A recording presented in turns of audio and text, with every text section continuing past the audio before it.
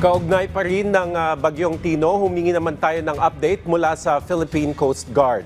Makakausap natin si Captain Noemi Cayabyab, ang tagapagsalita ng PCG. Captain Cayabyab, magandang umaga po.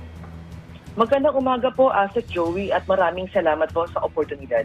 Ma'am, nakalabas na po ang Bagyong Tino sa Philippine Area of Responsibility. Kamusta po ang operasyon ng Coast Guard? Meron pa po ba tayong rescue operation sa ngayon? Yes, kahapon po, Asek Joey, ongoing pa rin po yung sinagawa po nating search and rescue operation, particularly sa area po ng Negros Occidental, sa Barangay Nanunga, Barangay Rosario, Sitio Linaw, Barangay Bato, and Barangay Aranda sa may Hinigiran po.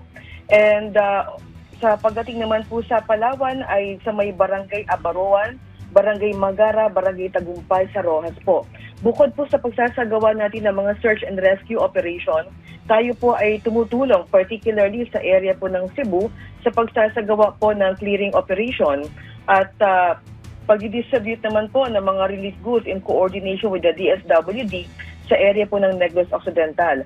Ang amin naman pong Coast Guard District sa Zamboanga in coordination po sa ating Philippine Coast Guard Auxiliary ay nagpahatid po ng tulong, particularly itong mga relief goods. So dulan po ng ating Philippine Coast Guard vessel ay ating pong dinala itong mga relief goods na ito sa area po ng Cebu. Ma'am, doon po sa mga nabanggit nyo sa Negros Occidental, pati po sa Palawan, ito po ba ay search and rescue lamang o meron po kayong tinutulungan na sangkot po o na-involved po sa sea accidents? Ito po ay more of search and rescue lang po, Asset Joey. Ma'am, tungkol naman po doon sa sitwasyon po sa mga pantalan, meron pa po ba tayong mga kababayan po na stranded o nahimpil? At kamusta naman po ang operasyon po ng mga motorbangka, pati po yung mga ferry? Kahapon po, Asset Joey, na-lift na po natin lahat yung suspension ng mga sea travel. So naglayag na po ang ating mga barko at iba pang sasakyang pagdagat. Sa pananalasa po ng Bagyong Tino, halos 107 pantalan po ang ating minonitor. Kasama po yan yung mga stranded passenger na halos 5,000.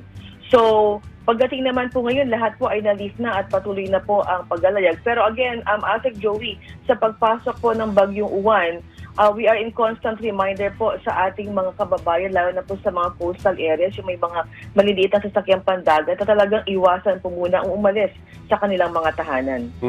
Kaugnay naman, Captain Cayabyab, nitong papasok po na severe tropical storm na ngayon po ay si Fung Wong. Ano po yung paghahanda po na isinasagawa po ng Philippine Coast Guard, lalo na po sa mga nasa eastern seaboard ng bansa? Yes, Asek Joey. So as per pag-asa nga po kanina, it can be a potential super typhoon at posibleng may taas po hanggang signal number 5. Ang Philippine Coast Guard naman po ay hindi pa rin po ibinaba ang ating alert status. Naka-full alert na po tayo. At yung ating po mga tauhan, particularly sa area po ng Northwestern Luzon, Northeastern Luzon, and Central Luzon, ay naka-preposition na po ang ating mga deployable response group kasama po yung ating floating assets. Nagdagdag na rin po tayo nang galing dito sa Manila ng mga additional na mga personnel po natin na tutulong kasama po yung mga response equipment po nila. And simula po kahapon ay nag-ikot na po tayo sa mga coastal barangays, Atin po silang pinaalalahanan na kung maaari ay ang kanilang mga bangka ay iangat na at sumunod po pagdating po sa preemptive evacuation na ibibigay po ng mga coastal barangay po natin. Tuloy-tuloy po ang tulong ng Coast Guard sa ating mga kababayan. So, paano po yung shifting ninyo, Captain? Marami po sa ating mga kawani po at yung mga kagamitan po ng Coast Guard, I'm pretty sure kailangan po nila ng kaunting pahinga. Pero paano po yung distribution po ng inyong personnel pati po ng inyong equipment? Yes, Asek Joey, well distributed naman po yan. Nagkakaroon po tayo ng sectioning, nabanggit niyo nga po kanina. Again, in every operations po ng Philippine Coast Guard, our topmost priority is our operators, yung ating po mga responders. Kaya we always look out for their welfare kasama po yung pagpapahinga.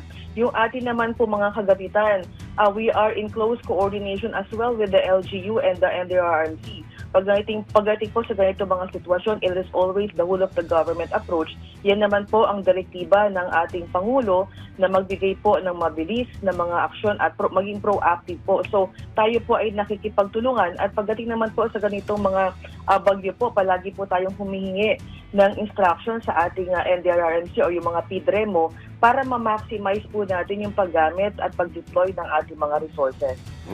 Alright, maraming salamat po sa inyong oras. Captain Noemi Cayabyab, ang tagapagsalita po ng Philippine Coast Guard. Thank you, ma'am.